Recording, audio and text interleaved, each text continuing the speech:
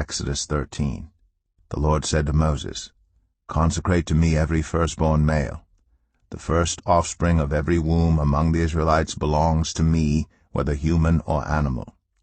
Then Moses said to the people, Commemorate this day, the day you came out of Egypt, out of the land of slavery, because the Lord brought you out of it with a mighty hand.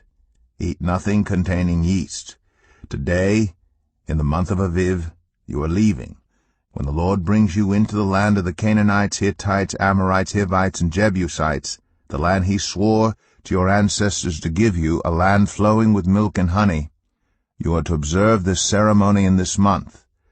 For 7 days eat bread made without yeast, and on the 7th day hold a festival to the Lord. Eat unleavened bread during those 7 days. Nothing with yeast in it is to be seen among you, nor shall any yeast be seen anywhere within your borders. On that day tell your son, I do this because of what the Lord did for me when I came out of Egypt. This observance will be for you like a sign on your hand and a reminder on your forehead that this law of the Lord is to be on your lips. For the Lord brought you out of Egypt with his mighty hand. You must keep this ordinance at the appointed time year after year. After the Lord brings you into the land of the Canaanites and gives it to you, as he promised on oath to you and your ancestors, you are to give over to the Lord the first offspring of every womb. All the firstborn males of your livestock belong to the Lord. Redeem with a lamb every firstborn donkey, but if you do not redeem it, break its neck. Redeem every firstborn among your sons. In days to come, when your son asks you, What does this mean? Say to him, With a mighty hand the Lord brought us out of Egypt, out of the land of slavery. When Pharaoh stubbornly refused to let us go, the Lord killed the firstborn of both people and animals in Egypt. This is why I sacrifice to the Lord the first male offspring of every womb, and redeem each of my firstborn sons. And it will be like a sign on your hand and a symbol on your forehead, that the Lord brought us out of Egypt with his mighty hand. When Pharaoh let the people go, God did not lead them on the road through the Philistine country, though that was shorter. For God said, if they face war, they might change their minds and return to Egypt. So God led the people around by the desert road toward the Red Sea. The Israelites went up out of Egypt ready for battle. Moses took the bones of Joseph with him, because Joseph had made the Israelites swear an oath. He had said, God will surely come to your aid, and then you must carry my bones up with you from this place. After leaving Succoth, they camped at Etham, on the edge of the desert. By day the Lord went ahead of them in a pillar of cloud to guide them on their way, and by night in a pillar of fire to give them light, so that they could travel by day or night. Neither the pillar of cloud by day nor the pillar of fire by night left its place in front of the people. Exodus 14. Then the Lord said to Moses, Tell the Israelites to turn back and encamp near Pi-Hahiroth, between Migdol and the sea. They are to encamp by the sea directly opposite Baal-zephon. Pharaoh will think the Israelites are wandering around the land in confusion, hemmed in by the desert. And I will harden Pharaoh's heart, and he will pursue them. But I will gain glory for myself through Pharaoh and all his army, and the Egyptians will know that I am the Lord. So the Israelites did this. When the king of Egypt was told that the people had fled, Pharaoh and his officials changed their minds about them and said, What have we done? We have let the Israelites go and have lost their services. So he had his chariot made ready and took his army with him. He took 600 of the best chariots, along with all the other chariots of Egypt, with officers over all of them. The Lord hardened the heart of Pharaoh, king of Egypt, so that he pursued the Israelites who were marching out boldly. The Egyptians, all Pharaoh's horses and chariots, horsemen and troops, pursued the Israelites and overtook them as they camped by the sea near Pi-Hahiroth, opposite Baal-zephon. As Pharaoh approached, the Israelites looked up, and there were the Egyptians marching after them. They were terrified and cried out to the Lord. They said to Moses, Was it because there were no graves in Egypt that you brought us to the desert to die? What have you done to us by bringing us out of Egypt? Didn't we say to you in Egypt, 'Leave us alone, let us serve the Egyptians'? It would have been better for us to serve the Egyptians than to die in the desert." Moses answered the people, "Do not be afraid. Stand firm, and you will see the deliverance the Lord will bring you today. The Egyptians you see today you will never see again. The Lord will fight for you. You need only to be still." Then the Lord said to Moses, "Why are you crying out to me? Tell the Israelites to move on. Raise your staff and stretch out your hand over the sea to divide the water, so that the Israelites can go through the sea on dry ground. I will harden the hearts of the Egyptians so that they will go in after them, and I will gain glory through Pharaoh and all his army, through his chariots and his horsemen. The Egyptians will know that I am the Lord when I gain glory through Pharaoh, his chariots, and his horsemen."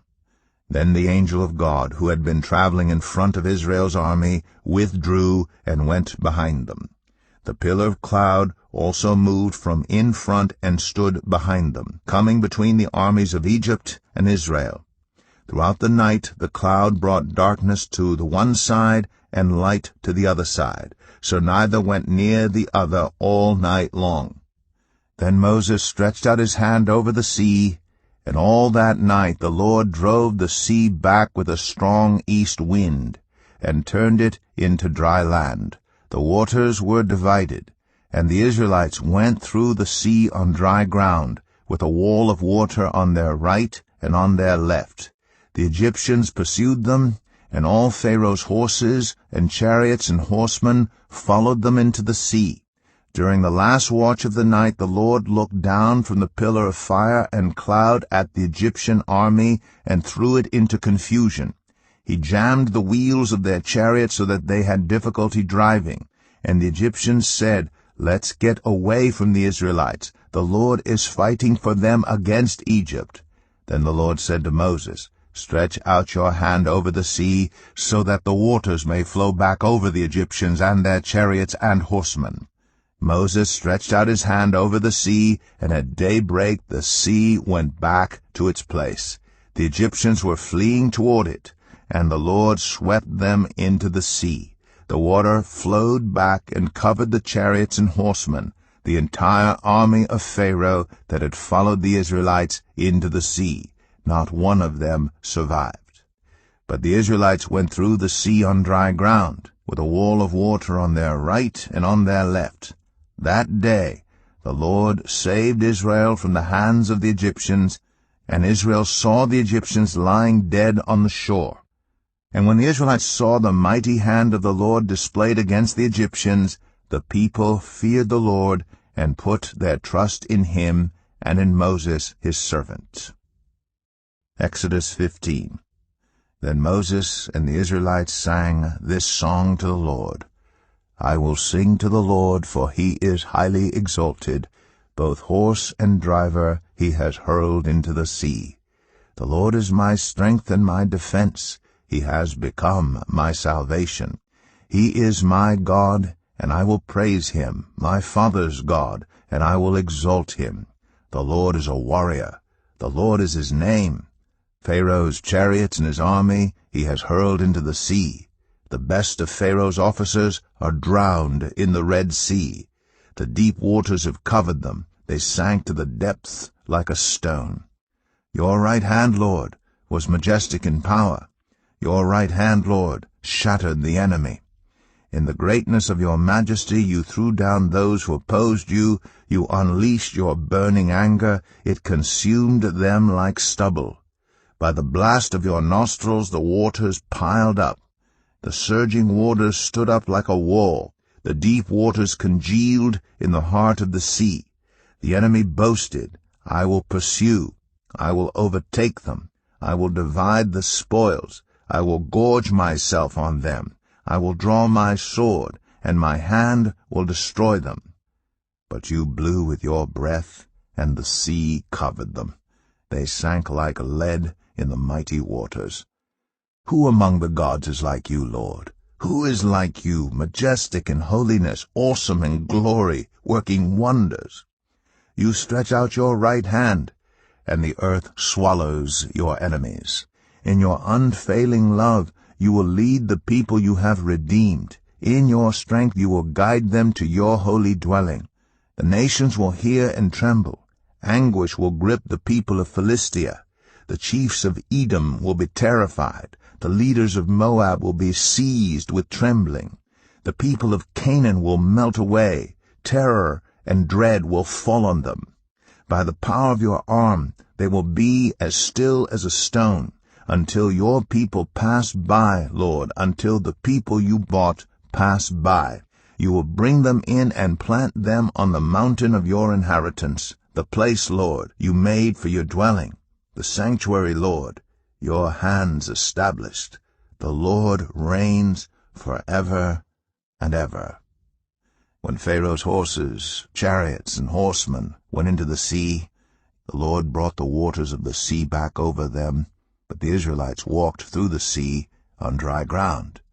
Then Miriam, the prophet, Aaron's sister, took a timbrel in her hand, and all the women followed her with timbrels and dancing. Miriam sang to them, "Sing to the Lord, for he is highly exalted. Both horse and driver he has hurled into the sea." Then Moses led Israel from the Red Sea, and they went into the desert of Shur. For 3 days they traveled in the desert without finding water. When they came to Marah, they could not drink its water because it was bitter. That is why the place is called Marah. So the people grumbled against Moses, saying, "What are we to drink?" Then Moses cried out to the Lord, and the Lord showed him a piece of wood. He threw it into the water, and the water became fit to drink. There the Lord issued a ruling and instruction for them, and put them to the test. He said, "If you listen carefully to the Lord your God, and do what is right in his eyes, if you pay attention to his commands, and keep all his decrees, I will not bring on you any of the diseases I brought on the Egyptians, for I am the Lord, who heals you." Then they came to Elim, where there were 12 springs and 70 palm trees, and they camped there near the water.